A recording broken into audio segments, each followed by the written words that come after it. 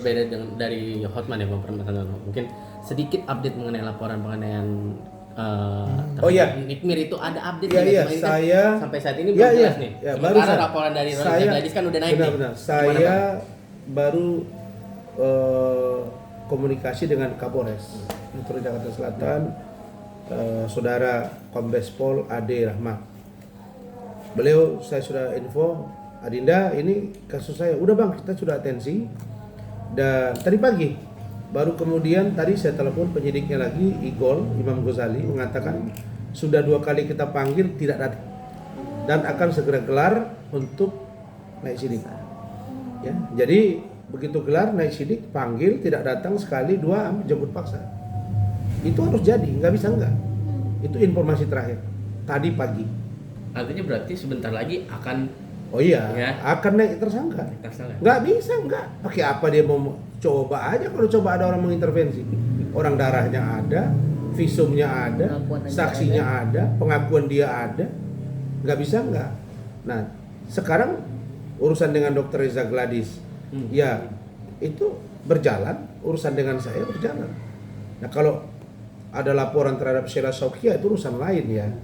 Tapi menurut saya tanggal 3 Maret karena dia minta ditunda ke 3 Maret, saya yakin dia ditahan. Ya, saya yakin dia ditahan. Kita lihat aja. Ya, Dan buat si dan RZ ini juga karma juga dan ini, ya kan? untuk Reza Gladys juga ya tanya aja dirimu Reza Gladys dengan Dr. Tauq Mufid ya. Kalian ini tanya aja apa yang kalian lakukan ke saya.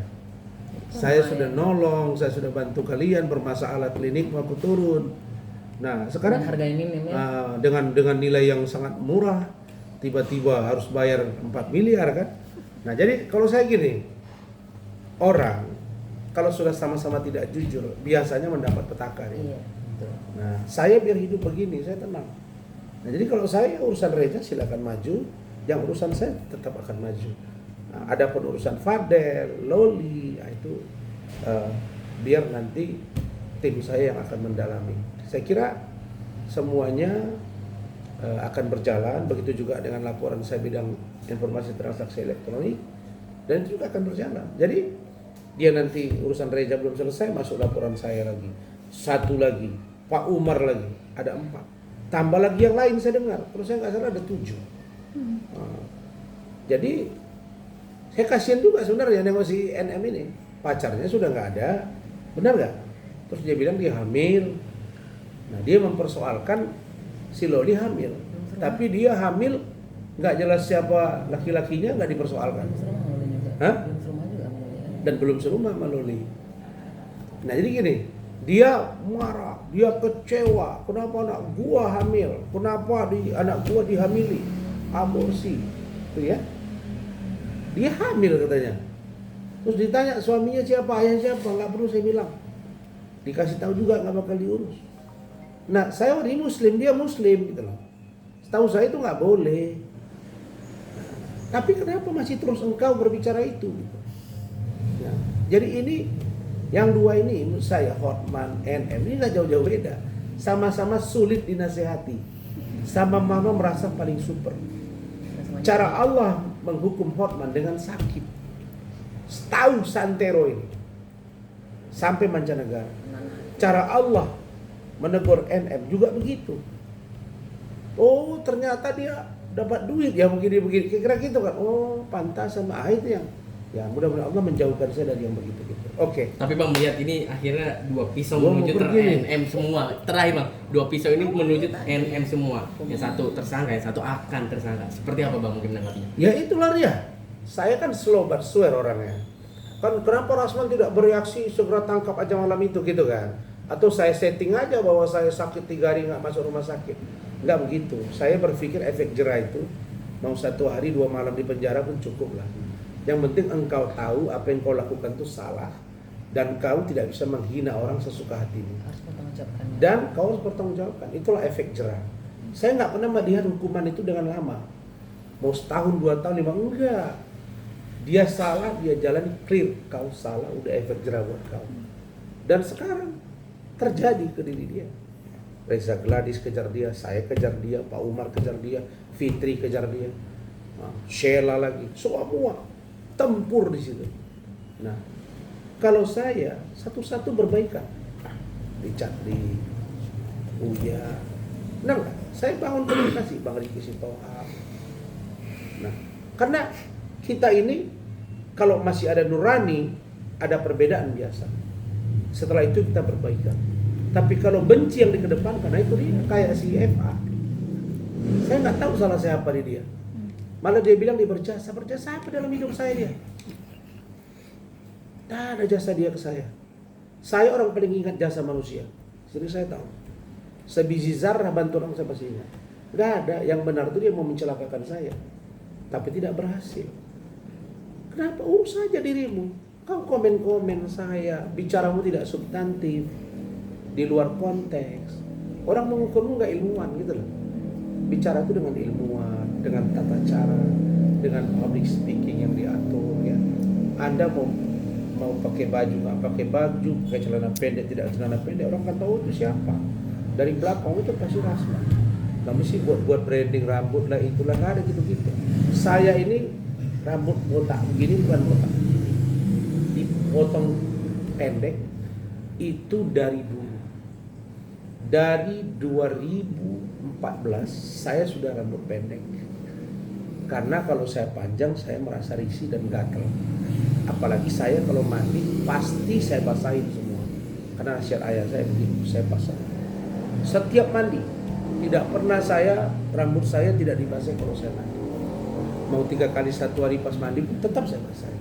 Oke? Apa yang mau disampaikan ke NM Bang Rahman? Ya, saya harapkan kepada saudari NM, ya sudah ini bulan Ramadan, masamu untuk bertaubat, ya, Jangan senggol-senggol. dan hindarilah menyenggol orang yang tidak menyenggol Anda.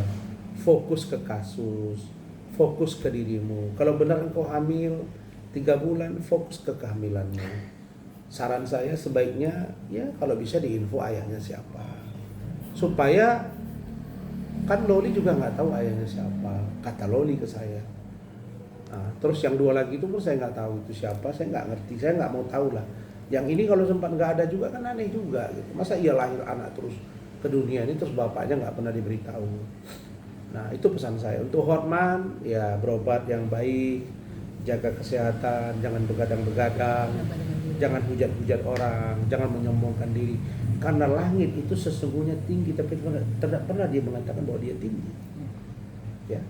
Dan itu rasakan ke dirimu, bahwa sekuat apapun engkau merasakan dengan obat, vitamin, aspirimu yang banyak untuk ngurus kau. Ketika kau kolaps, puncak, tidak ada yang bisa menolong kecuali Tuhan yang Maha Kuasa.